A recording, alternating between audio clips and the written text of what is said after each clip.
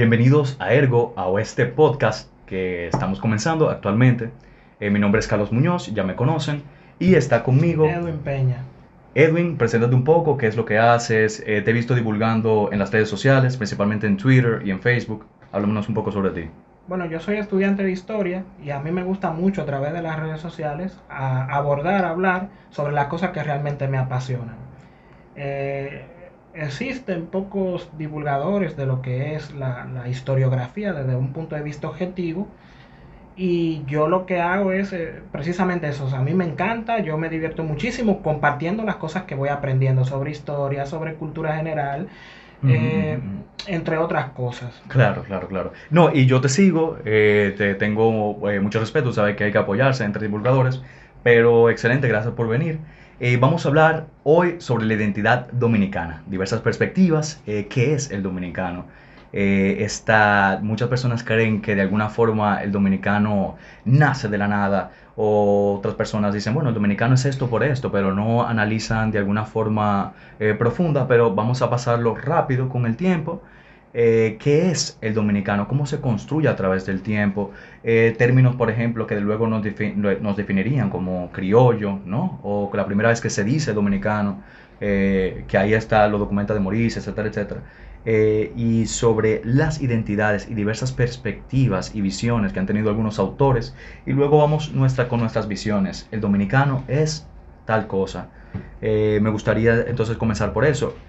Hay varias vertientes, ¿no?, que se han abundado la identidad dominicana. Primeramente, vamos a comenzar quizás por la menos abordada por los historiadores y por los intelectuales a través del tiempo, que es la perspectiva de la africanidad, el afrocentrismo, la afrodescendencia, etcétera, etcétera, que hasta se abundó inclusive mucho después, por ejemplo, con eh, Manuel Cabral, con la A poesía través de la poesía. sí, de la negritud, etcétera, etcétera, este movimiento caribeño que buscaba reivindicar de alguna forma la africanidad, o sea, el color de piel, el trabajo en la caña, etcétera, etcétera. Pero el dominicano, desde una perspectiva de la africanidad, ¿cuáles son tus opiniones? ¿Cuáles son tus perspectivas? ¿Qué quisieras compartir con nosotros al respecto? Ahora mismo está mucho en boga lo que es esa reivindicación de la africanidad, que forma parte de alguna manera Sí, sí, claro, de claro, nuestra claro. identidad, es decir, forma parte de ese sancocho Uh -huh, uh -huh. de esos elementos que reúne o que, o que encierra nuestro proceso de formación como dominicano. Totalmente. Este, Fíjate que la africanidad fue prácticamente ignorada por muchos intelectuales, sobre todo lo del siglo XIX, quienes Uh de -huh. alguna manera trataron de ignorar este hecho. Totalmente. Yo estoy completamente de acuerdo de que este hecho sea reivindicado y que se hagan mayores estudios o mayores esfuerzos para que se tomen en cuenta estos aspectos que también forman parte de nosotros, pero en la misma medida pues se ha hecho con el indigenismo, se ha hecho Uh -huh, uh -huh. con, Sí, pero con la hispanidad, ese totalmente. tipo de cosas. Antes de abundar, por ejemplo, en la africanidad, hablando de estudios, inclusive con la ONU, Funglode, un grupo de investigadores académicos, han hecho varios estudios muy interesantes acerca de la africanidad, que no ha llegado quizás muchas veces, porque de eso es lo importante de la divulgación, no ha llegado de alguna forma al pueblo llano. O sea, son personas que han investigado un poco y se habla mucho, por ejemplo, de las culturas. Tú sabes que la mayor proporción demográfica representativa en el país acerca de lo que es la africanidad, se hablaba mucho de África occidental, pero también muy importante genéticamente, que ha sido la prueba de genéticas, es del África central occidental, la zona del Senegambia. Eso primero, inclusive los primeros negros en rebelarse, los Wolof, ¿no?, que actualmente muchos forman parte de lo que son del mundo islámico, porque tú sabes que los árabes con el comercio transsahariano tuvieron una gran influencia, igual que luego los portugueses con el cristianismo, etcétera, etcétera. Eh, Hay un estudio muy bueno de Carlos Esteban Daly que claro, claro, contribuyó claro. muchísimo a lo que es la africanidad, Uh -huh, uh -huh. donde él, a través de datos estadísticos, parte de cuáles fueron, qué tipos De grupos de dónde étnicos, claro. procedían Uh -huh. los distintos africanos Sí, sí, que sí. intervinieron aquí, Claro, que totalmente. muchas veces se diferencian bastante de los que vivieron en Haití. Claro, exactamente. Porque a veces se consideraba que cierta etnia era más fuerte para el Ujú, trabajo, ujú, era ujú. más resistente a Sí. las enfermedades, No, ese no, tipo de cosas, y hasta, por ejemplo, y hasta eran prácticamente como ganado ujú, que no, se no, tenía. y hasta, por ejemplo, tú ves muchos, por ejemplo, en Bolivia o, por ejemplo, en algunas zonas de Argentina también eran otros grupos diferentes, por ejemplo, del Sudán, etcétera, etcétera. Aquí no llegaron tantos, o sea, llegaron, por ejemplo, más los mismos Wolof que te mencionaba, Mandinga, Yorubas, etcétera, etcétera. Eh, Se dice incluso que los mandingas eran un poco agresivos. sí, claro que Eran un sí. poco agresivos. A veces se lo encontraban por los montes y había que salir corriendo. Sí, lo que pasa es que de alguna forma los mandingas creo que hay un barrio en el Gran Santo Domingo con Con el eso. nombre, sí, con la nomenclatura. Yo había hecho una publicación y creo recordar eso. Lo que pasa es que hay que recordar que los mandingas al principio tuvieron un contacto con los musulmanes.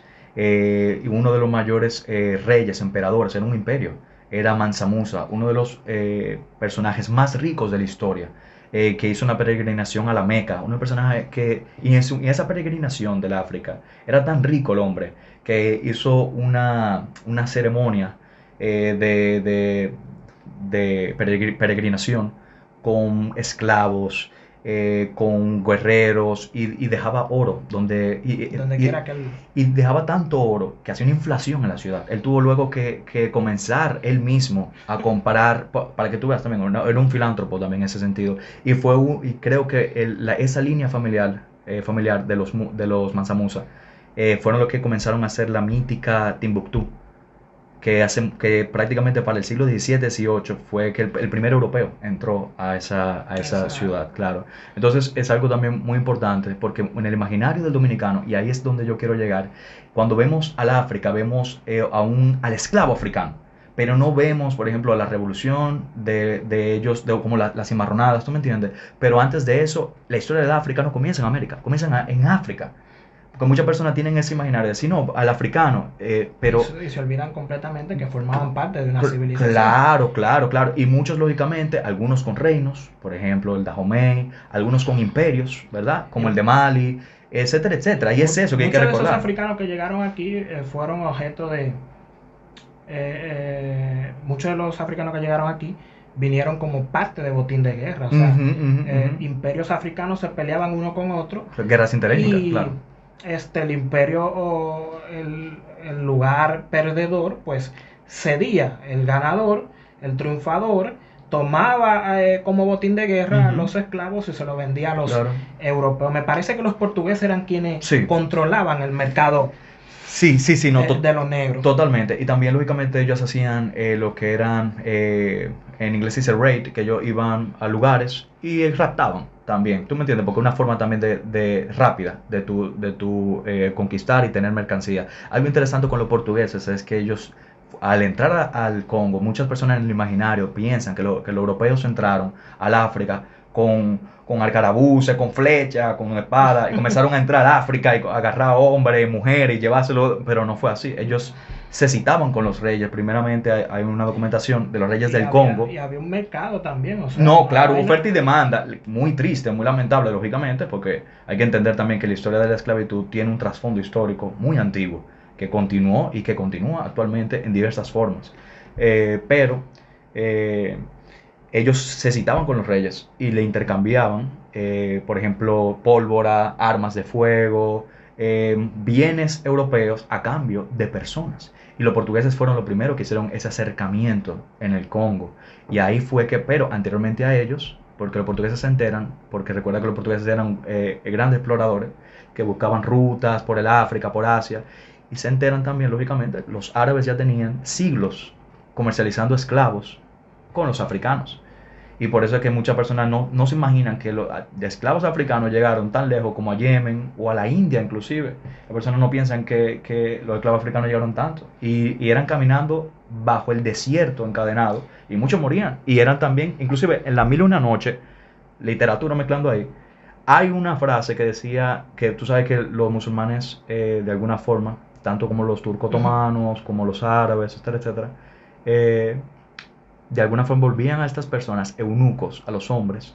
O sea, ¿saben lo que es eunuco? Era aquel Sí, que claro. cuidaba el harem del más rico, lógicamente después de ser castrado.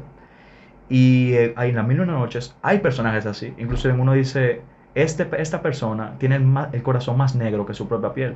O sea, parafraseando, ¿no? Pero para que vean de dónde sale también ese trasfondo histórico. Pero es eso lo que hay que enmarcar. Los africanos llegan aquí, lógicamente, como parte de ese botín de guerra, e instantáneamente pues van absorbiendo parte de la cultura presente. Totalmente. Porque todavía cuando llegan aquí todavía habían indígenas. Tú sabes que Sí, sí, sí. mediante el famoso Tratado de Burgos, en el que la corona española prohíbe la esclavización del indio, Ujú, ujú, ujú. comienzan a interactuar, se arma una mezcla completamente interesante de la que Tirso de Molina cuando llega se percata. Claro. Y no solo se percata, sino que también quiere escribir. Hay versos de Ujú. Tirso de Molina imitando el Sí. habla de los Sí, criollos sí, no, genial, españoles. genial, sí, sí, Una genial. cosa, una simbiosis chulísima cuando él ve, por ejemplo, palabras que son endémicas, Claro. que han sido creadas partiendo de esa mezcla que se dio. Que ahí es donde comienzan a mezclarse estos elementos que van a parir entonces al dominicano tal y como se le conoce. Ujú. Rápidamente, también hay que recordar que hay barrios netamente fundados. Por ejemplo, hay muchos lugares en toda América. Tiene diversos nombres, por ejemplo, el mundo iberoamericano, Palenque. Algunos lugares que también se mezclan eso, ¿no? El concepto nativo americano también como Maniel, etcétera, etcétera. Sin embargo, tenemos barrios de africanos, o sea, escapados de la parte francesa, por los españoles también, que le daban albergue. Eso también pasó en la Florida, en muchos lugares más, donde habían territorios compartidos, por ejemplo, con los ingleses o con los franceses. Y tenemos Villamella, tenemos los Minas, tenemos el exterior de Arroyo Hondo, Tamarindo, que esos quizás se desconocen muchas veces. Y lógicamente las manifestaciones culturales como los Congo Villamella, etcétera, etcétera, que es algo... Exactamente, sí, muchos negros que escapaban de sus amos, pues se asentaban aquí. Claro, los españoles les daban albergue, lógicamente para que también ellos de alguna forma juramentaran defender el territorio por la corona española, para la corona España española. fue un poco más consciente que Francia con respecto a la Totalmente, esclavitud, totalmente. porque llegó un momento en el que España prohíbe Sí. que se sigan trayendo esclavos a la isla, precisamente para no armar un conflicto demográfico, es decir, que los negros lleguen a Sí, superar sí, a sí, los sí. blancos. Algo que lógicamente pasó. Y Sí. que hay una figura súper interesante que no se ha estudiado mucho, pero es Francisco de Sosa, que fue prácticamente el propio, un mulato, que logró ser el confesor del gobernador de la isla de Santo Domingo, creo que fue en los 1600, por ahí tengo que recordar la cita, pero tiene una calle también aquí en Sí, Santo Domingo. la he oído mencionar. Pero sí, o sea, un personaje que... Y dentro de eso hay un libro sobre los clérigos eclesiásticos afrodescendientes, que es algo que no se estudia. Yo leí algo que tú publicaste, eso me Sí, pareció interesante, yo lo claro. tomo de una vez. Sí, sí, Porque sí, yo sí, sé sí, que sí, en sí, algún sí. momento lo van a necesitar. O De esos personajes... entro a tu perfil y en Claro. tu perfil hay un cosa porque la gente nada más usa eso para stalkear, pero también se puede usar Sí, sí, sí, sí, para sí. buscar información. Tú publicaste hace un tiempo algo sobre los distintos tipos de narices y recordé esa publicación, pues, está hablando sobre las narices que son netamente afrodescendientes, así Sí, como, sí, sí, como sí, la sí, mía. sí, sí, sí, totalmente. Y fui a tu perfil y puse nariz, ahí me apareció y dije, mira, este amigo mío, Excelente. Carlos, habla sobre esto. Es tu área, la antropología.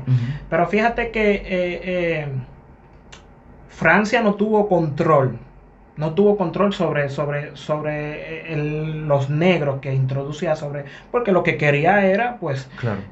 producir Totalmente. y producir. España, como sabe que no le puede sacar mucho a los negros porque Santo Domingo prácticamente está abandonado, prohíbe que se entren esclavos africanos a la isla, pues ya tenía suficiente, cada quien tenía lo suyo, Claro. y ellos se multiplicaban dentro de cosas, pero eso creó un mercado también, que fue Sí, claro. el contrabando. Claro, totalmente. Aquí llegaba este hombre, este corsario inglés, Tom Hawkins, y él traficaba negros. Totalmente. Raptaban negros. Totalmente. Lo veían por la orilla, Sí, lo sí, sí, raptaban no, y se lo llevaban. no, lo mismo que o venían en contrabando, lo introducían aquí. Lo mismo que sucedía en el Mediterráneo con el término no hay moros en la costa, que los piratas berberiscos del norte de África se acercaban a lo que era el Mediterráneo europeo y agarraban a los cristianos. El mismo Cervantes, tú sabes que fue capturado después de Lepanto. Agarraban a los cristianos y lo vendían como esclavos. De ahí se crean las diferentes órdenes religiosas para liberar a esos esclavos o cautivos, etcétera, etcétera. Pero para no abundar tanto, pasemos al tema súper interesante, pero como tenemos el tiempo limitado, vamos a abundar ahora con el tema del indigenismo. Muchas veces, inclusive hasta en el imaginario, uno comienza a decir, pero mira, esta persona no es negra, este es indio. Hasta hace poco la cédula decían indio. Totalmente. Entonces, no solamente eso, o sea, el término quisqueyano, también el Enriquillo de Galván, toda esa construcción, ¿no? Ese Enriquillo de Galván tiene mucho de literario. Claro, exactamente. Muchos lo toman como fidedigno, ¿no? O sea, históricamente correcto. Pero sin embargo... Y era más... ese Enriquillo era más hispano que... Sí, claro que sí. No, pero en la realidad, yo te voy a decir algo. O sea, rápidamente, para abundarlo. Del indigenismo se puede hablar muchísimas cosas. Hay corrientes actuales que abogan por una perspectiva, por ejemplo, taína del dominicano. Yo la veo un poco artificial. Sin embargo, hay una percepción muy interesante. Dos que quiero compartir, luego para que tú me digas también tus opiniones al respecto.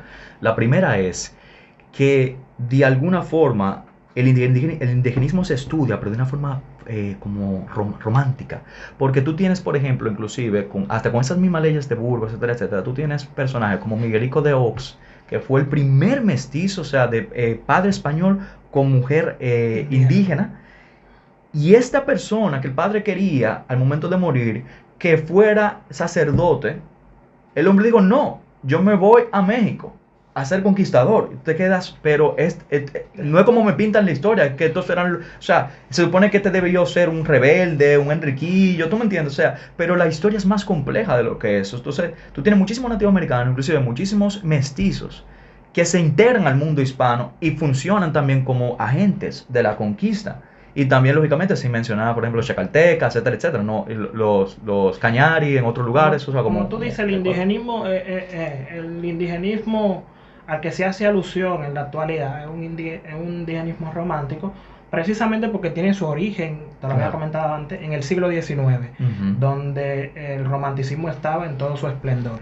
El indigenismo nace en la República Dominicana como una forma de combatir la anexión a España. Es decir, no puedo criticar la anexión, no puedo criticar a los españoles directamente, entonces yo busco la manera de reivindicar a los indígenas porque tenemos un enemigo en común, que son los españoles. Ahí comienza, por ejemplo, José Joaquín Pérez, que escribió muchísimo, que escribió bastante sobre los indígenas, y tiene este indígena que fue Guacanagari, del que también habíamos hablado antes, y él lo utiliza para representar a Santana. Tú sabes que en el imaginario colectivo, Guacanagari fue un traidor que como la Malinche en México, que traicionó a su propia gente para unirse a los conquistadores. Bueno, Pedro Santana viene siendo Guacanagari y él traiciona a su propia gente para entonces unirse a los españoles. Y parte de ahí esta crítica indigenista un tanto romántica y anacrónica, también, porque en las personas juzgan la historia no solamente con una moral actual, sino hasta con instituciones y con cosmovisiones que son las de ahora. Tú no la puedes aplicar al pasado. Exactamente. Tú no puedes decir, por ejemplo, Guacanagari es un traidor de la patria, pero ¿qué era? No había una patria, o sea, ni siquiera había la concepción de una América completa, unida, o sea, ni había, por ejemplo, ellos contra nosotros. Habían siempre disputas hasta interétnicas, como siempre ha ocurrido en todo el mundo. No, eso es una realidad. Hay que tener en cuenta, por ejemplo, que la historia, eso que tú decías, se le conoce en historiografía como presentismo, es decir, hacer juicio de valor y valorar o criticar ciertos eventos y personajes del pasado desde mi presente, desde valores y desde una perspectiva completamente actualizada o presente. Con respecto a lo que estaba sucediendo en aquel entonces, la gente por lo regular cree que había una especie de unidad entre los indígenas. Hay que tener en cuenta que eran 5 territorios, o por lo menos podemos creer eso, porque fue lo que nos llegó desde la literatura, desde la perspectiva histórica de los españoles, que son los que nos comunican eso.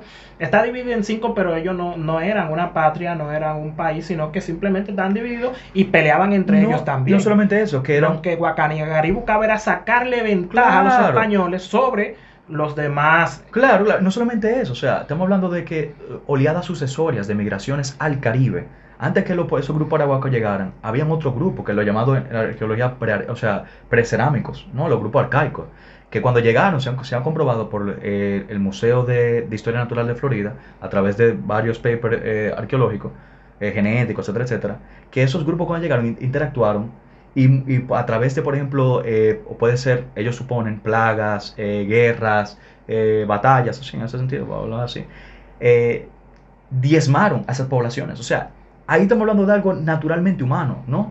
Mi lucha para preservar la lucha de los recursos, ¿no? Es una necesidad. Sí, no, ya o lo sea, hablaba Thomas Hobbes, Homo homini lupus. El hombre claro, es un lobo para el hombre. un lobo para En el la hombre. concepción filosófica, ¿no? Hay diversos, pero es algo interesante para examinar, ¿no?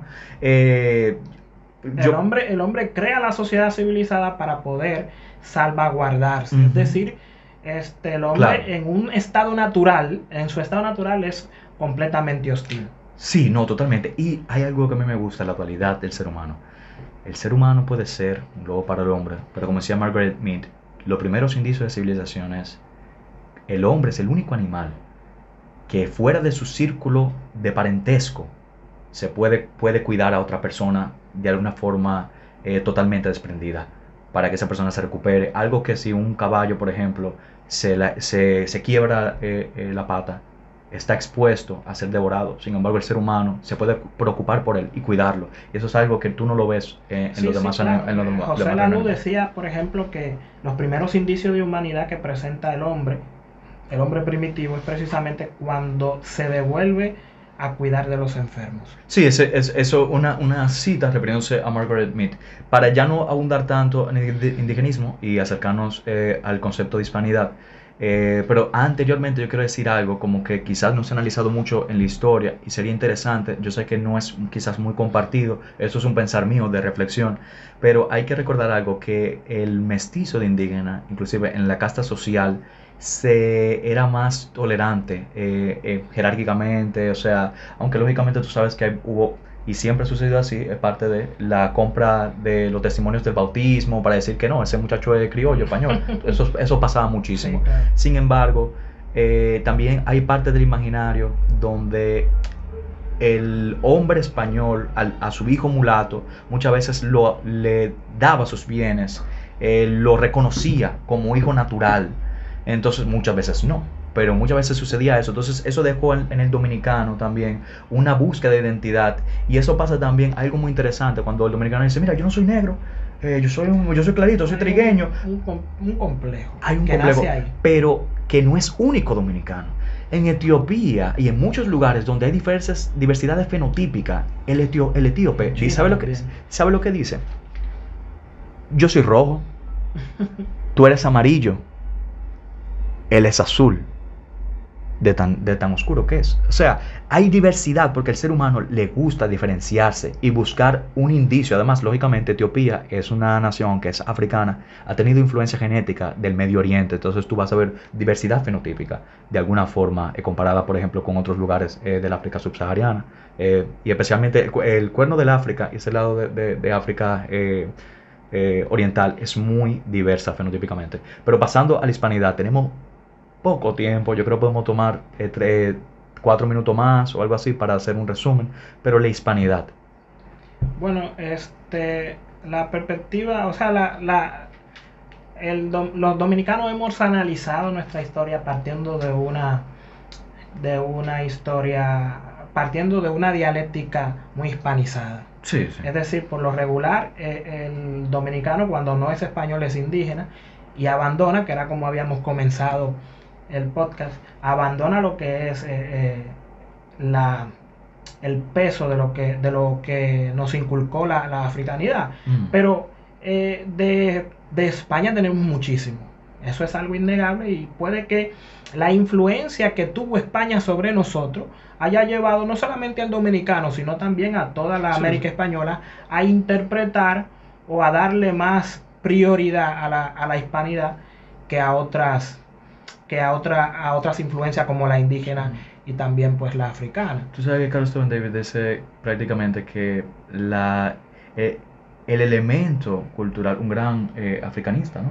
dice que el elemento principal del dominicano es español. Sin embargo, los, o sea, los académicos en ese sentido, eh, al rechazar esto, de alguna forma se desasocian de todo lo español, pero es injusto eso también, lógicamente, y lógicamente en el elemento también de que el africano se le ha ignorado en el gran componente demográfico y genético de la población dominicana. Estamos hablando que después voy a hablar un poco así como de mi opinión personal, pero yo creo que también la hispanidad, para no abundar tanto, ya muchos personajes académicos, intelectuales han abundado sobre respecto al tema, pero yo creo que mi perspectiva personal, por el tiempo, es que muchas personas cuando piensan en hispanidad piensan en España, que somos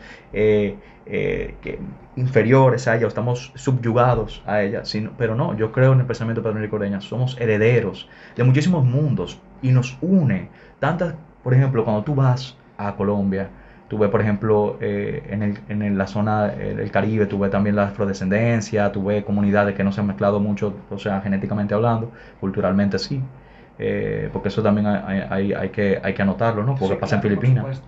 Eh, Tú ves de alguna forma esa unión que, por ejemplo, desde Argentina, Paraguay, Ah, Venezuela, el Caribe, Cuba, República Dominicana, que nos une, aun con nuestras grandes diferencias, nos une la lengua, la cultura, canciones de cuna, ese tipo de idiosincrasia, esa cosmovisión chulísimo. hispanoamericana, que es lo que nos une. Ahora, lógicamente, hay una gran diversidad de nativoamericana, los mapuches, etcétera, etcétera. Sin embargo, nosotros lo que nos une en la región es esos elementos hispanos comunes, Sí, claro, eso que es innegable, o es lo que sea, nos une a mí.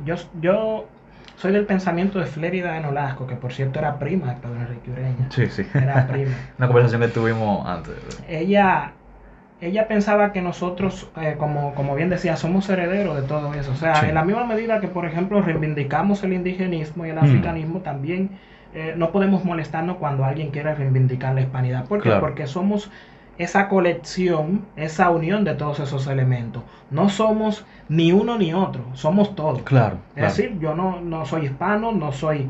Bueno, sí lo soy. Sí, porque hay un elemento. Pero si voy a separarme de ellos, también tengo que separarme de los otros también. Claro, O sea, claro. yo no puedo ser Edwin J. Peña sin tener todos estos elementos que forman parte de mí como dominicano: la hispanidad, el indigenismo, la africanidad, todos estos elementos que se reúnen en mí. Se ven a través del lenguaje, Claro. a través de mi comportamiento, de mi idiosincrasia. Todo eso, y nosotros tenemos muchísimo sobre de la hispanidad, y eso a mí me encanta, esa unión que nosotros tenemos. El primer artículo de la Constitución de Cádiz decía: España es la reunión de todos los españoles de ambos hemisferios, Claro. tanto del continente americano como también de la península. Totalmente, O sea, totalmente. esa unión que se ve en un discurso que hizo Balaguer a propósito del descubrimiento de América en 1992. Ve ese discurso para que tú veas Sí, sí, sí, sí, sí. lo chulo que es Ujú. esa reunión de hispanos y cómo hablan sobre el tema de la hispanidad. Claro, mira, y para concluir, hay muchas personas que entienden la hispanidad como un elemento genético, como un elemento de sangre. Sin embargo, la hispanidad es un elemento cultural. Claro, Porque claro. tú vas hasta desde las Filipinas, hay de alguna forma un vestigio, ¿no?, que sobrevive cultural, de un nexo, de una continuidad, que es eso, las representaciones culturales, que es lo que hace al hombre actuar de una forma, pensar de una forma, reaccionar, ver el mundo con esas formas que te embullen la cultura. Mira, yo estuve fuera del país y estuve en habíamos personas de diferentes partes del mundo ahí juntos. Y en el momento en que una persona me vio, me identificó como hispano, y esa persona también me identificó como hispano a mí, o sea, nos identificamos como hispanos, fue chulísimo. De una Claro. vez cambiamos el chip, en español de una vez. Claro, comenzamos claro, una claro. vaina, comenzamos a compartir muchos intereses en comunes. No, eso pasa, A eso diferencia pasa. que lo que tenían otros idiomas, que con lo que también nos llevamos bien, pero los hispanos entre Sí, nosotros sí. mantuvimos incluso comunicación fuera de lo que era el evento. Sí, no, eso pasa en el mundo anglófono, en el mundo francófono, o sea, en cualquier mundo donde tú encuentres, por ejemplo, ya es como el pez, o sea, tú vives en el agua y tú no te das cuenta, tú me entiendes, porque tú estás rodeado, siempre has vivido ahí, pero cuando tú entras en otro ambiente totalmente distinto, hasta con cosmovisiones distintas, porque los grupos germánicos, los alemanes, los británicos, tienen una forma de ver el mundo y una forma que eso también es interesante quizás para otro tema que quizás vamos a tratar, pero yo creo que hemos abordado lo esencial. Ya estamos en el tiempo. Si quieres hacer algún comentario final de forma breve, como de reflexión, lo puedes hacer.